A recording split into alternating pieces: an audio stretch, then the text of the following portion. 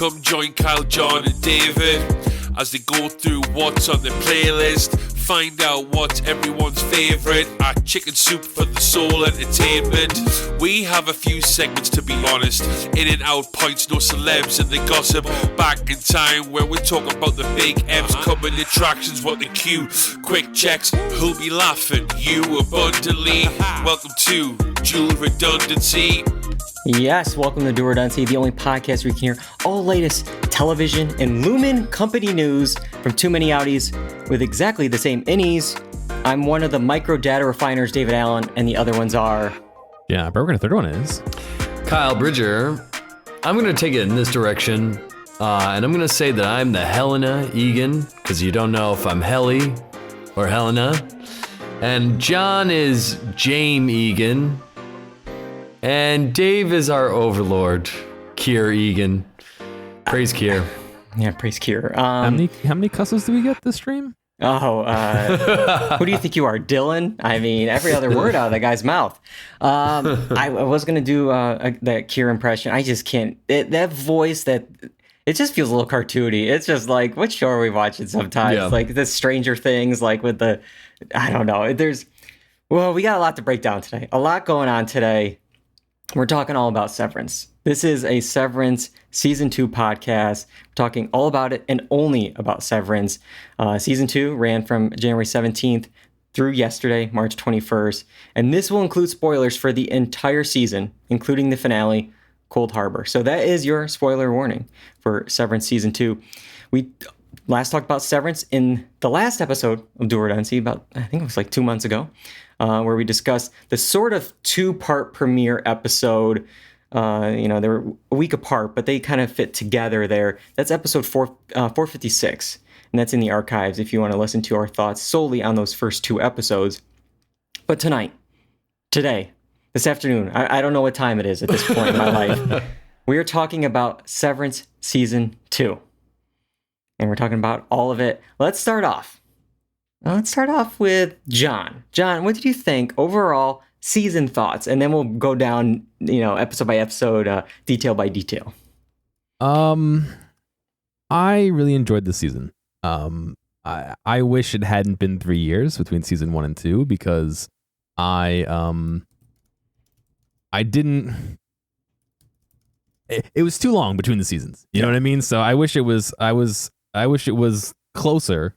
But yeah, I really enjoyed it, and I think it was worth your time to watch it, I guess is my quick little plug for it.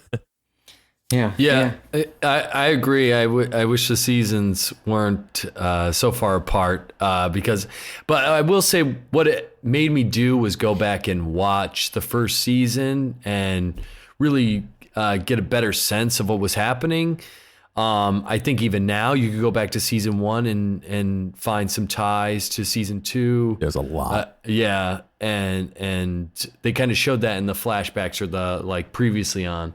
I really liked season 2. I think it's still very, very, very well done. They're keeping me interested. They got these little tidbits of information that kind of keep you asking for more. I mean, there's some nitpicks here and there, but I think they do a great job with it. And I think I mentioned this to you guys in a text, episode 7, where we're getting Adam Scott's character, Mark, and, Miss Gemma. Casey. Yep. Yeah. Gemma. And we're seeing, what their life was before. And I thought that was one of the best episodes of television probably of all time. It's very, very good. It's right up there for me for one of the best episodes of television ever. It was very, very well done.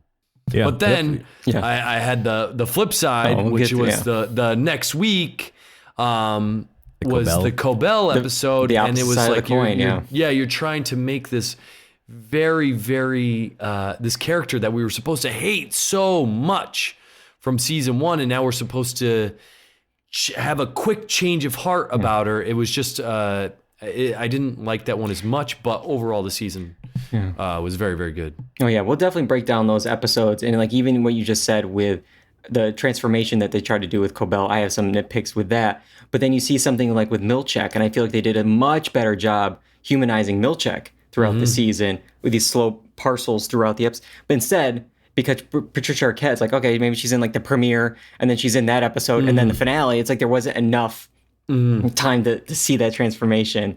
And I think for me overall, I mean, it's hard to compare, but like, man, season 1 is on its own tier. It's up there. Season 2 is good, but it's definitely a step below for me from season 1. I think season 1 better. I think season 1 is much tighter, more contained. It feels of a piece. I feel like in season 2 there's points where it's like it's weird to be weird. There's a lot of conversation, especially with all the Lumen and Kier stuff, where it's like you're not talking normal. You're not talking like what the world was established in like the first season versus like season 2. We'll get to some dialogue stuff I had some issues with. I think aesthetically, I think production design, I think all that stuff, so good in season 2. It's still up there. The music, the design, everything about this, the cinematography, obviously we talked about in that first opening shot of him running around. So much great stuff. And I think the first half of season 2 is much stronger than the second. The beginning episodes we talked about, obviously with the innie outie updates from the finale we had, season 1. The amazing ending of season 3 where Mark's reintegration starts and we see those flashes of him on the coffee table. That's great. It goes right into the company retreat episode where Mark and Helly get super close and Irving reveals the Helena switcheroo. I thought all that stuff was like really good. And then that second half, I feel like there's parts where like we stop a little bit. We like tease something and then it's like, oh, like, the whole reintegration, I'll get to that in a bit, where it's like, oh, that was a fun little tease. Maybe setting it up for season 3 or 4, but like, man, I wanted a lot more of that because that was what you gave a cliffhanger of an episode on. And then, then we talked about like with the Salt Neck episode where Cobell's going off and that didn't work. But anyways, I want to go through as best we can with the season, but like I talked a little bit about the Helena theory we talked about in the premiere. You guys glad with how that kind of settled out where it did, 4 episodes in? John, what do you think? Yeah, I mean, it gives them a little bit of a reason to doubt each other, which I think was needed. And I know that you said that you felt like part of it was like a little incoherent, but I feel like that's on purpose. It's showing how like Lumen's plans, which are all laid out and nice and neat, and they were in control in season 1, and now season 2, everything's going crazy. They're trying hard to hold on to everything and keep it all contained, and they're failing. And I don't know. I feel like I'm not saying like their actions. I think like I could jump ahead to some of the dialogue stuff. I think even the meta stuff of like the episodes being a little jumbled around and not cohesive and stuff. Again, it's kind of on purpose, showing how things are breaking down. But yeah, I mean, go ahead, Kyle. No, I was just gonna say, I think with the dialogue, if I had to guess, it's tangentially associated with the show, but they haven't outright come out with it. This is definitely cult-like. Yeah. This cult-like company. It'd be like if Scientology now became like a DNA-based, like 23andMe, like Scientology bought 23andMe, and now they're doing experiments to control the mind. So they haven't like come right out and said like, oh, these are the initiatives or whatever that Kier stands for. So they're all talking in these like weird Kier platitudes because it is almost cult-like, but we don't really know the full story there yet, I feel. For me, it's more of like, sometimes it's like we're in this, like there's the Lumen world and then there's like the outside world. And I know Lumen owns so much of the outside world, but then there's like parts where it's like nobody outside of like Lumen, it's like it's like two separate, completely different worlds. And like that doesn't work for me. The thing I'm having an issue with like the dialogue is more like them versus us at home. Like for instance, like there's times where it's like I want them to take advice from like what they give to Milchek. And it's like, use some normal common words because you're being vague solely to keep us out of the loop. The worst one, and this is when it was, I don't have the exact dialogue written down, but like Mark, his sister, and Cobell are meeting in the woods. And there's so much like vague stuff of like, it's like, they need you to complete Cold Harbor. And it's like, okay, like, if I was Mark in that moment, instead of being like it was like, he has no idea what that means. This is his outie. And he's like, what's Cold Harbor? How was Gemma involved? Like, just start saying those things, but he doesn't say those things because it's for us, the viewer at home. Well, if he asks, Cobell, what's Cold Harbor? In episode 7, like, that's not, he can't say what it is because it's a secret for us at home. And like, it's like that lost thing. That's what I'm thinking. It's like, it sounds cool for us, the viewer. It's like, Cold Harbor is the most important event in all of human history. Like, that's what somebody said. It's like, yes, but like, you're talking to somebody else at the office, and it's like, there's two like vague things. It's like these like things in the air, and it's just like, you're doing that solely for us, the viewer, to keep us out of the loop. And that's the issue I have, where it just feels clunky. You're skating around everything you can, not to say, oh, Cold Harbor is this, or Gemma involved because of this. Like, and I know it's a TV show, but it's like, man, like, it's just, it's just like you're bending your back trying not to say what you're actually trying to say. Yeah, because it's trying to keep us out of the loop, to keep the mystery until episode 10, minute 51, or whatever it is. And there's so many times where it's just like, I just want Mark to be like, what the F are you talking about? Just like spell it out.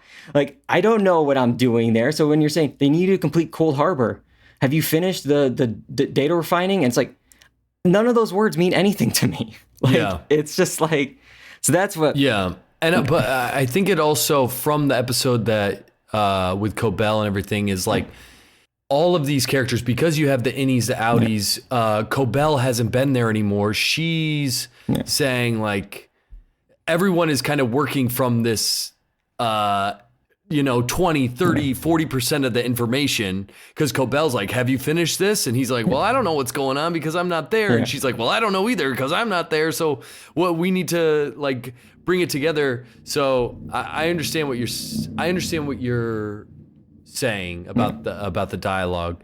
For me, I didn't, it didn't like make me angry or mad. It didn't bother me. Yeah. It just kept more of the mystery there. So that would be my reasoning maybe of why they did that, but sure, I can understand why you're getting frustrated by it. I'm sure Audi Mark too has some level of acceptance of not knowing what he's doing throughout the workday. Like, he doesn't know, he knows he works with data, like, which I'm fine with. But like, when it comes to like this thing with like his wife, he sees Cobell, like the first thing is like, where the F's my wife? How can I get her back? Instead, it's just like, it's just like, well, you got to do Cold Harbor. I don't get, like, what the hell's Cold Harbor so I can get my wife? Like, that's like, should be the top thing. And it was just like, but I mean, does that matter to Mark if he can't do it? Because he can't do it. He's in, he has to do it. Like, all he knows is he has to report to work. So like, but even just like coming out of the plan, like, like he spent so much time like burning the stuff into his eyes and going through the reintegration, and like he's trying to do something, and then it's just like there's points where it's just like for instance, what I was trying to say with like the start and stop, it's just, I feel like there was parts in the second half that we were like spinning to like get to the finale. And like, episode 3, we start the reintegration, and like, maybe it's setting up for season 3. And maybe that's how we can get the innies to stay alive and the outies, to all be together, because something's going to happen here, obviously. And we'll get to the finale in a bit, but it's like, it ended so cool at the end of the episode 3. And I was so ready for more of that. And then it's like, okay. And then, and I feel like the show, this is right, at least right now, I feel like the show doesn't really know how to use this. They introduce, like, there's so much stuff that they introduced in season 1 that they now have to, because the creator has said, kind of like, we added this stuff. I have maybe a vague idea of where things connect, but then after like the pilot, because he wrote the pilot just completely like, I don't know, I'm just writing this for fun kind of thing. Then it's like, oh, we now have to connect these things around, and like this reintegration thing, like even Innie Mark calls out Audi Mark in the finale and was like, so all this is just BS, right? Like, you don't know how this works. And I almost like that was like a meta thing on the show. It's like, you don't know fully how this works yet, do you? Like, I'm sure in season 3 and 4 they'll get more down on that, but it's just like, other than seeing flashes. Like, I mean, even well, they even mention it. It's in part of the dialogue when he is having that conversation with himself in the camera. That his sister and Cobell even say, you kind of lied because you don't really know if that's a thing, anyways. Yeah. So so we don't even know, and this is also bringing up Ragabi. It's like Ragabi has to make some kind of appearance in the next season because we've introduced this character and she just is like, Cobell's here, deuces. Yeah. We don't know the backstory there. We don't even know if this integration works. It sounds like she's going off the fly trying to make it happen. Yeah, because the only one we know about is Petey, and that one did not go well. So not a great track record there. Just getting away from a little bit of this, it makes me wonder for season 3, it's like all of these people have a chip in their brain, which Lumen has shown that they can control at any time. So how does that impact the decisions that are made? Because even like Gemma is now on the outside, but really they've shown that at any time they could flip a switch, and granted, she will be on the outside, but now she'll be Miss Casey on the outside. So like they can manipulate certain stuff outside of the environment just by the chip itself. Not only that, but we've seen on the console, there's like maybe another 5 to 10 different functions that can do that are all code named that we don't know. I mean, we saw the Glasgow block and a couple other ones that were slowly revealed to us, but there's who knows if there's one that wipes innies or wipes outies or you know what I mean? There's like all sorts of things that because this also brings up another point is Mark and Gemma were working on collectively creating subconsciouses so that basically trying to remove the memory from the person so they don't feel the pain anymore. So why is Dylan there? Why is Irving there? Are they trying to do that? Or are they trying to isolate memories in a specific innie, but not remove it from the original to try and see if they can, how far they can push it and if that memory leaks over between them? Yeah, it seems more like they're not trying to erase them, but implant them. You know what I mean? But in my mind, it's like it's kind of removing, maybe not removing, but distilling. Making it so far removed from the Audi that if they implant this into any Audi, they can say, we can take away your pain for whatever. Yeah. Now, if they want to use it for other purposes besides that, I'm sure there's going to be further testing. So that's what I get at is like, what is Dylan doing in there? What is Irving? What are their purposes? Are they just there to hang out with Adam Scott? That's what I had the same exact thought where it's like, are they just a cover for all this? And it's just for Mark, to have 2 or 3 coworkers, because obviously the heli coworker is not there to actually do work. Like, well, so some of the rooms that Gemma goes in were named after files that the others were working on. So I think they're also helping to refine some of those maybe lesser strength memories. So Mark can concentrate on the heavier ones, but because they could still feel the emotions, they don't necessarily know Gemma and all that, but they can still feel the emotions and still sort all those memories around. And I think the idea is that, and maybe this is a little bit too overarching, but I think they're trying to distill Kier into something they can implant into either Jaime or a Heli.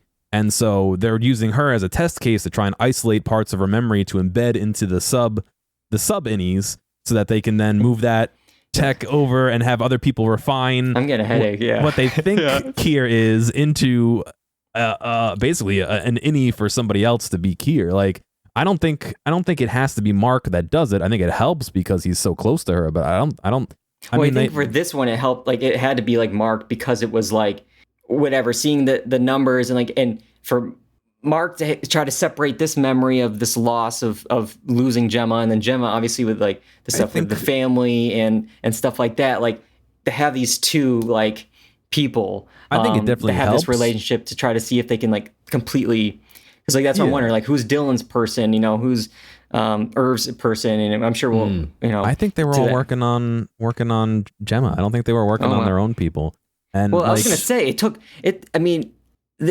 there's 25 files, I guess, and it's just funny where it's just like, man, if this is all Mark's been doing, And it's just like, if he's only been doing 25, I feel like he was pretty quick with some of these files here. Like, he probably could get like a file a day, maybe, you know, like this isn't like that long of a thing. He was getting 3% in like a matter of like 5 minutes. So it's just like, yeah, like how big of this thing? Because I mean, we know Dylan from first season was getting so many files because he was getting so many parties and trinkets and all that kind of stuff.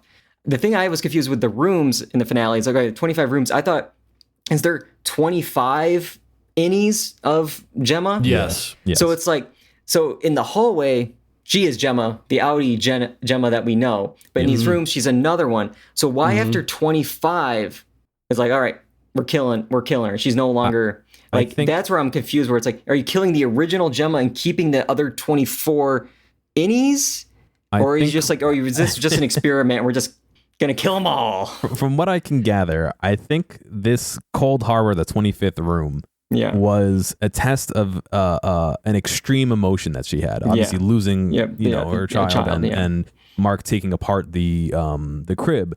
And I think the idea was that they were testing to see if the separation between Innie and Audi holds up over that strong of an emotion. And if it's successful, then they don't need her anymore. So they're just going to get rid of her altogether. Just get rid of Gemma. Goodbye. Is what I got. So all 25 innies and the Audi, one Audi just is kill, out. No, just kill the whole thing. Just she's gone basically. Because she's collateral damage at that point because they've kidnapped her and held her captive. They can't have her out in the world. And I definitely want a little bit more backstory on that. Hopefully, season 3. Yeah. So that's the whole thing. Yeah, she's got to go. And now they know that they have this technology that they can now use in whatever way that they want, market it in any way that they want, going back to the earlier part of the season, you know, of how they were showing what the innies, what life is like, you know. Yeah.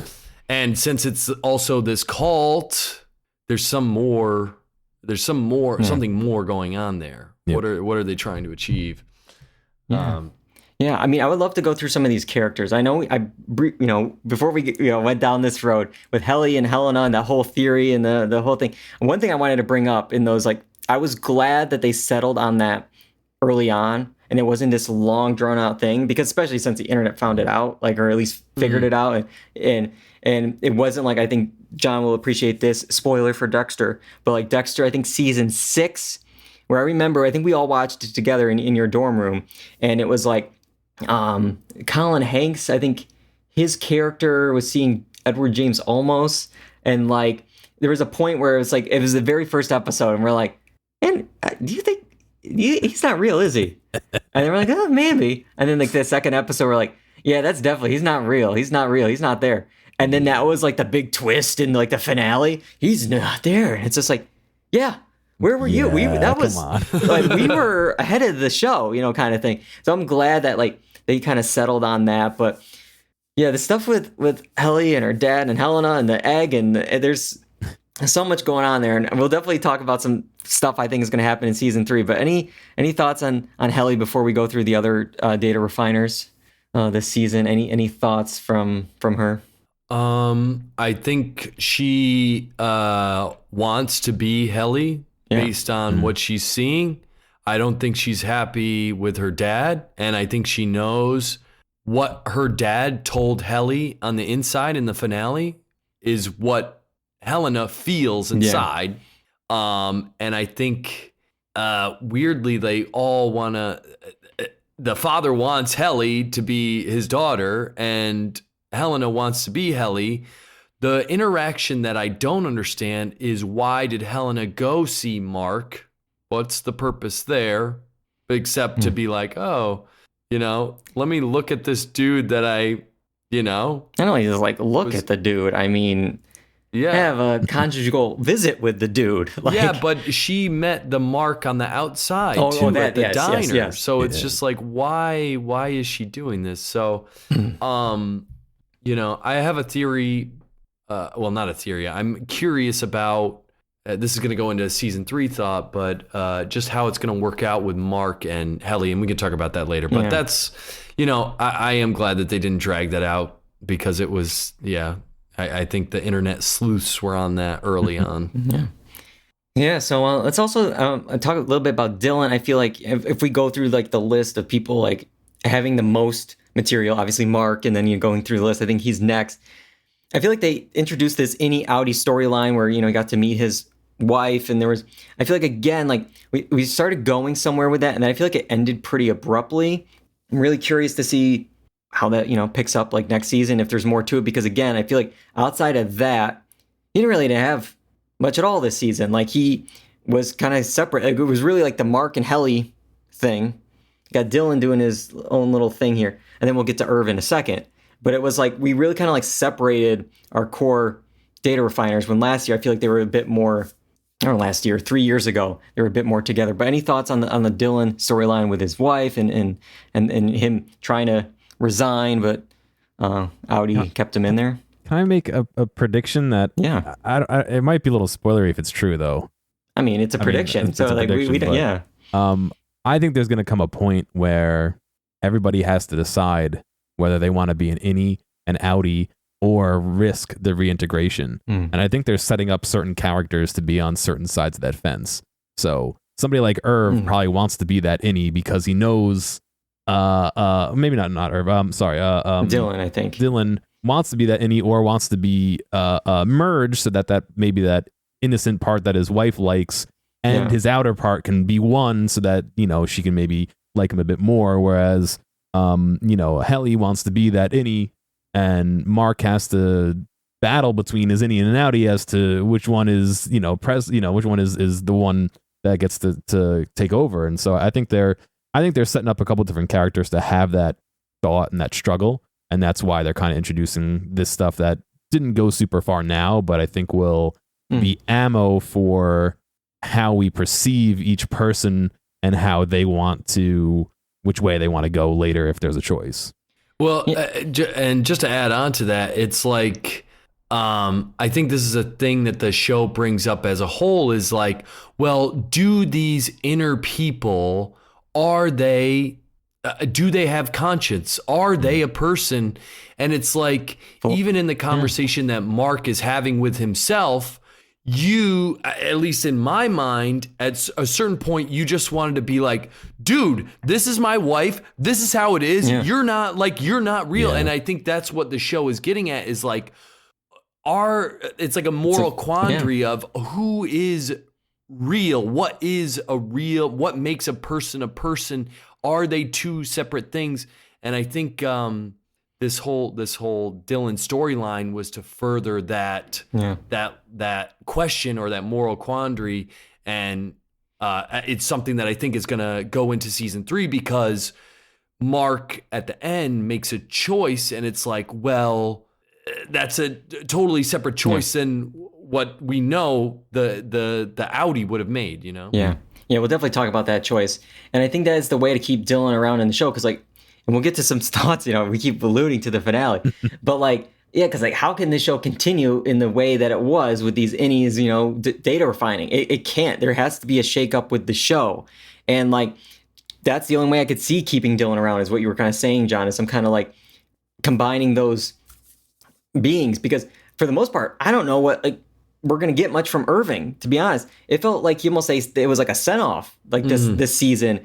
And it was just I don't know if they knew what to do post Bert with him, and it almost felt a little bit like the John Turturro was like, all right, you guys can get me out of this, I'm fine with that. I got other projects to do and stuff, because it's sure, there's a little bit, but for the most part, his innie he doesn't want to be involved anymore. His outie, they're in both such a dark place, and they're against Kier so much. Maybe he becomes this soldier on the outside, joining. He made a pay phone call to someone that wasn't Bert. Who was it?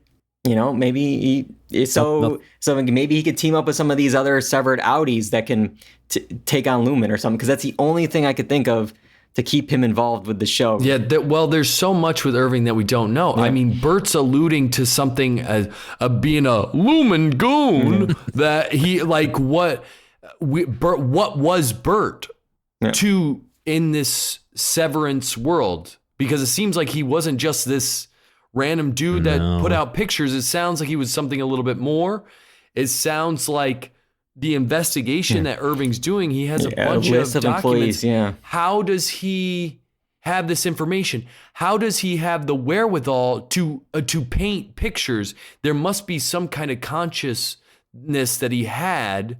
People think that he's partially along the way. reintegrated. Yeah, I was gonna say he must be partially, because again, season 1, seeing the black paint and goo, into his conscious and always at work. painting that hallway. Yeah, The Audi's always painting it. Yeah, imagine he gets maybe one of those flashes of what's happening, and it's the hallway that he saw. Like, it's just stuck in his head.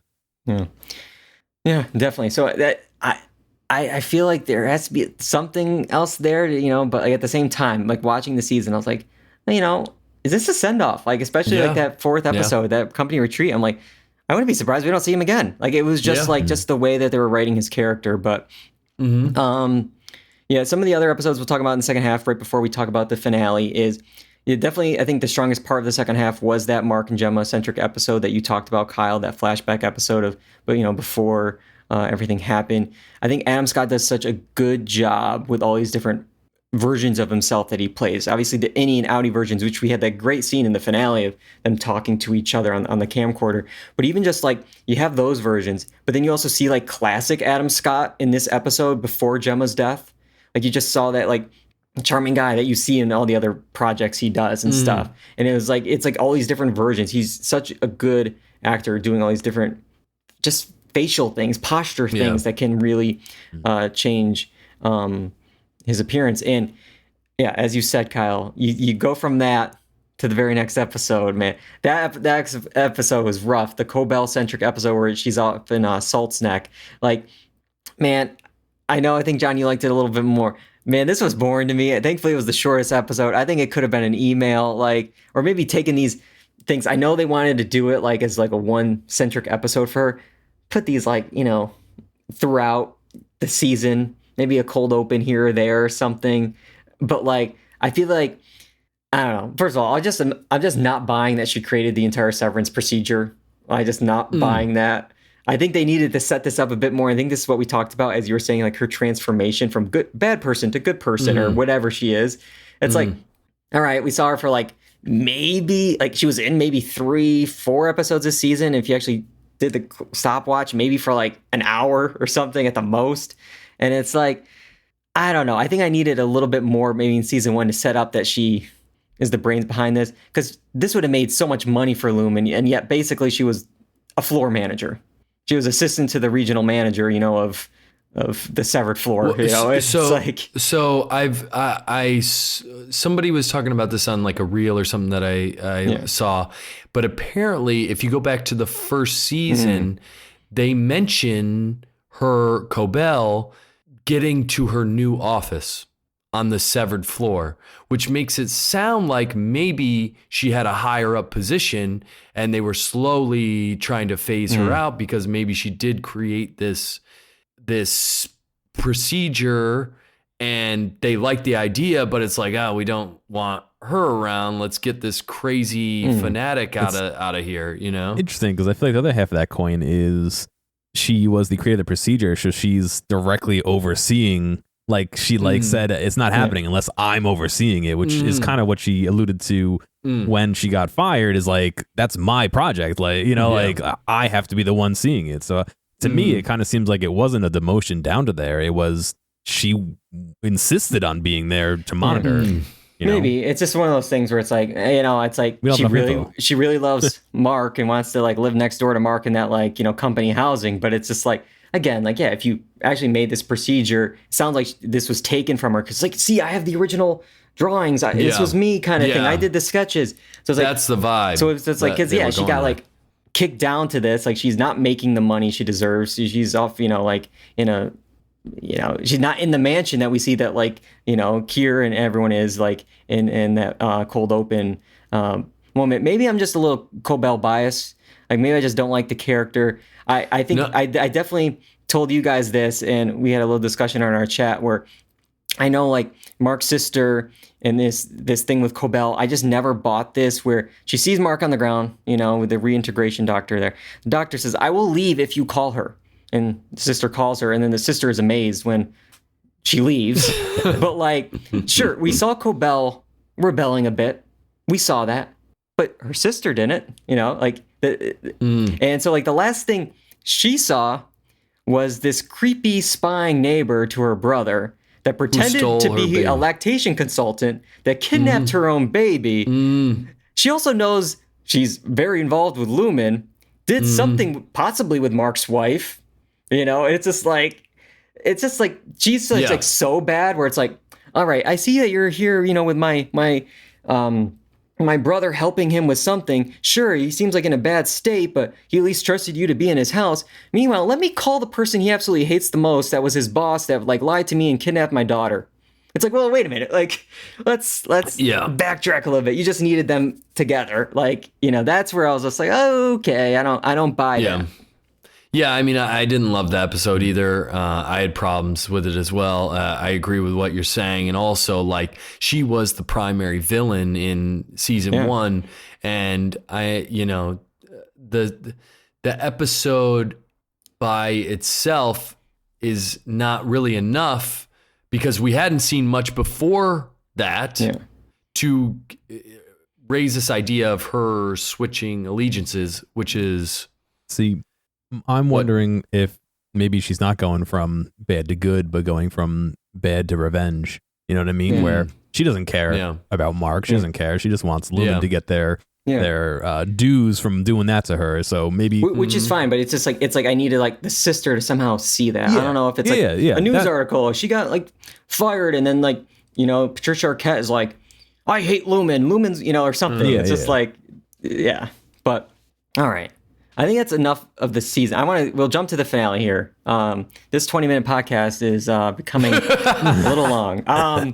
So yeah, we'll I think just get to the moment at the end, and I'm sure we can talk about other things in the finale that you want to talk about. But so Audi Mark wants Innie Mark to leave with his wife, but he won't because it will kill Innie Mark and all of his friends at Lumen, specifically Helly. But he is able to save Gemma, get her out. But then he makes a decision here. He doesn't go with Gemma out the door. Remember, this is Innie Mark. He hears Helly, and he runs the opposite way back, riding into the sunset of these red, emergency lights, and that's how the episode ends. This is going to be very interesting because it's like, well, what happens in season 3? Because how long can Innie Mark stay inside a Lumen? Because all it takes is one time for like Innie Mark to like leave the building, and then Audi Mark's like, I'm never going back there again. Unless, again, as you were saying, John, Lumen can flip a switch and it changes everything. But I don't know, what are they running into? Obviously, we saw there's a band in Dylan ready to take on Milchek. If Gemma's able to make it out of the building, I would assume that Mark's sister and Cobell are somewhere nearby, because for Audi Mark to even go to Lumen to know, okay, like we got to get this thing ready to go in case, Innie Mark changes his mind and brings Gemma out. So I'm assuming Gemma can get out. Is Gemma now going to try to save, Mark somehow next season? I don't know. What do you guys think of the choice and where we could go? I mean, as a watcher of the show, I wanted Mark to make the right choice, but we know why he didn't. I mean, I can rationalize why he didn't. Innie Mark probably made the right choice. Yeah. But do we want Audi Mark to make the right choice? And he couldn't make the choice because but I do think there's going to be something where they have to save Mark. So I think maybe Gemma links up with whatever they're trying to save Innie Mark. Then we get into this idea of, this battle between Innie Mark and Audi Mark. I even could see a situation where now, where are these people going to go? They could flip a switch and now it's Outer Mark and they do the same thing. They're testing on him now instead of, they could do the same thing with these two people, with Innie, with their innies, and go, hey, they had memories together. Let's just take these two people and now do the same exact thing that we were trying to do before. It to me, the fact that Lumen can flip a switch and it changes the whole makeup of their identity is really going to impact whatever they have going on. And I don't know. I think they mentioned it in the after like credits thing is like, well, if I could only just be with Helly 10 more minutes, that was enough. And so that's gonna, I think, come to cost Audi Mark and make it a weird situation because he's gonna be in there with Helena Egan. Yeah. It's going to be so complicated because like whatever we get for season 3 is not going to be what season 1 and season 2 look like. They are not going to be at their desk data refining. They can't. Like, I mean, it was one thing for them to do it in season 2 after the whole, season 1 finale and then the rebellion that they did there. It's one thing to do it again. It's like, all right, how many times does, like milkshake there need to be like, caught off guard, like that these 4 of them are off doing crazy stuff around the hallways. Like somebody died. Like, Mark killed somebody in this episode. Like, which was hilarious. Yeah. Oh yeah, it was great. Hilarious way to kill somebody. Because I really thought like when he was pressing up against it, when he was going to change, that the bad guy there was going to like take that moment of like confusion of out, like Innie Mark to be like, wait, what's going on? What am I doing here? And then it's like, just take the gun back or do something like that. But no, to have that was Drummond, it was his name. But like one thing I just remembered. So that door that Gemma goes through, wasn't that the door like Helly tried to go through in season 1? Or am I thinking of a different one? Because I feel like she got caught in like a loop. She kept trying to leave, but then like she would like come back in, and she like would leave, but then come back in. Yeah. Was that or was it because like they somehow locked it? No. So one of the episodes in season 1, we had the other side of that door where Milchick and Helly or Helena were outside, and he was explaining to her that sometimes your innie doesn't want to stay, and so they leave, and so she walked back in. So we do get both sides of that. It's literally just the elevator but a door. So she walks out and she's Helena, and then she walks back in and she's Helly. So I think it is the same door where you walk through and you innie versus out. I think I just got a little confused with that. Yeah. But yeah, speaking of Helly and Helena, one of them, which I guess is both of them, this is season 3, one of them's pregnant. Like they have had sex with Mark S here twice. Both versions have, and with the amount of babies in the imagery in the season 2 opening credits, I think that's where we're gonna see in season 3 the egg imagery. Yeah, the egg imagery as well. And yeah, there's gonna be some weird love, I guess. Like, I mean, square, I guess, with Gemma and Mark, or Audi Mark, but then you have Helly and Innie Mark, but then also Helena, and I guess she did visit Audi Mark. Like, there's maybe that's like a rhombus. I don't know how many sides, pentagon. Like, it's like there's something else I also want to mention is actually 2 things that because the innies we see from the character of the lady with the goat. Yeah, it's like these innies are not all okay with what's happening. Yeah. So maybe there's like an innie revolt of some kind.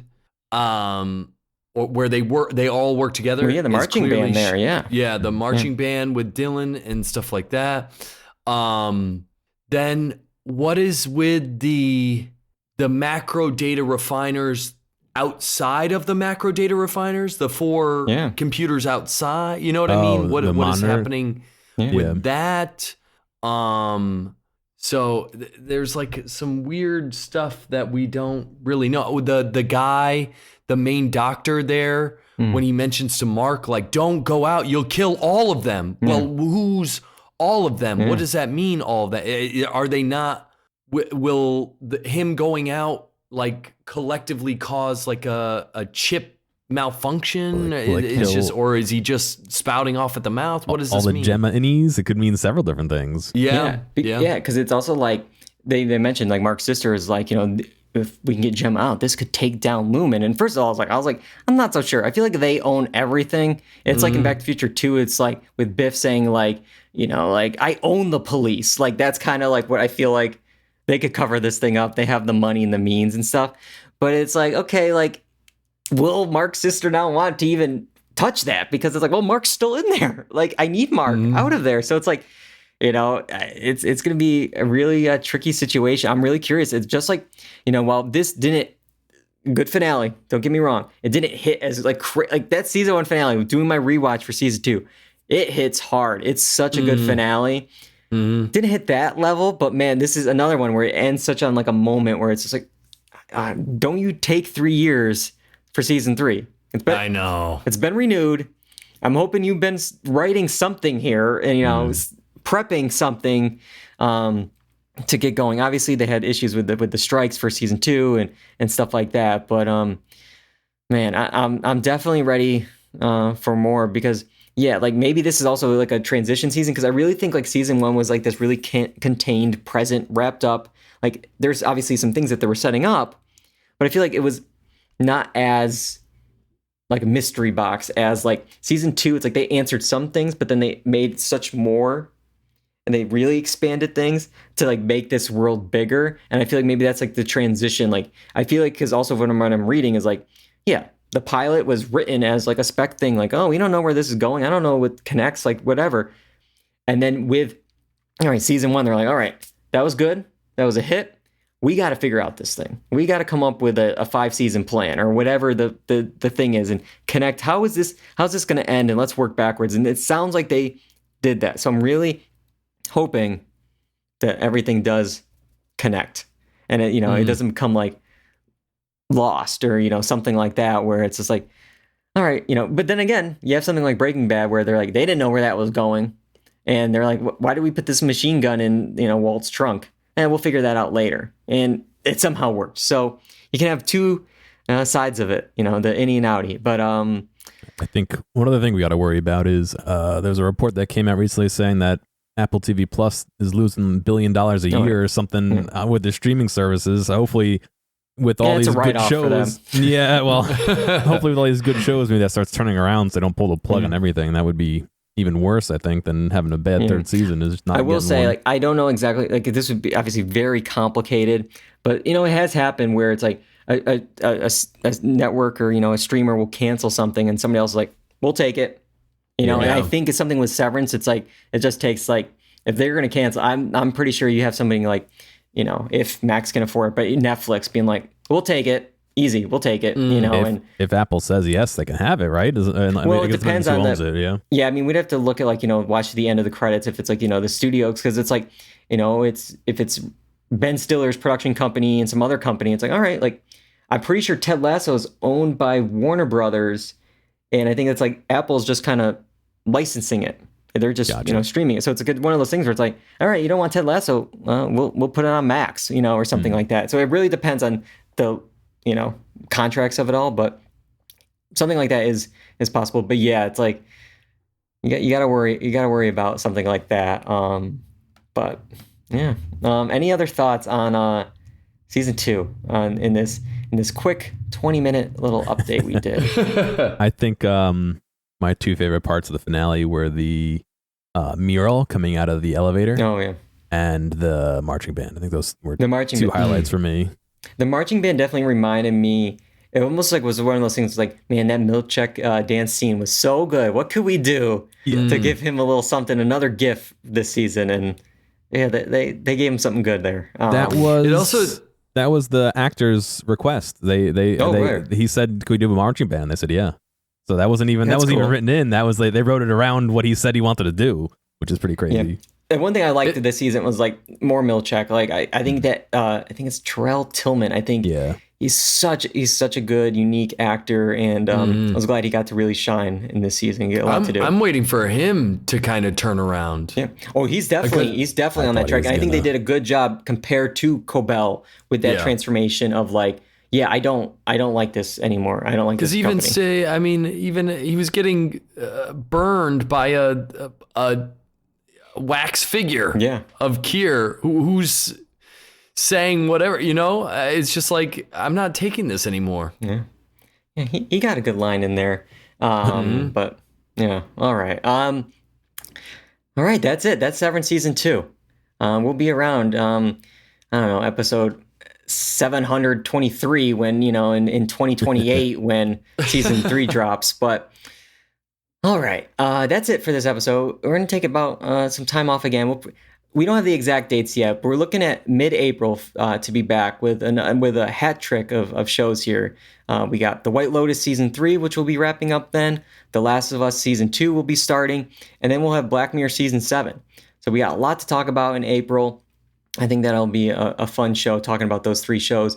And then right after that, soon after, the annual summer box office draft. It's hard to believe, but we'll be drafting some summer movies at the end of April because it starts up, that first weekend in May is when we get some movies. But boy.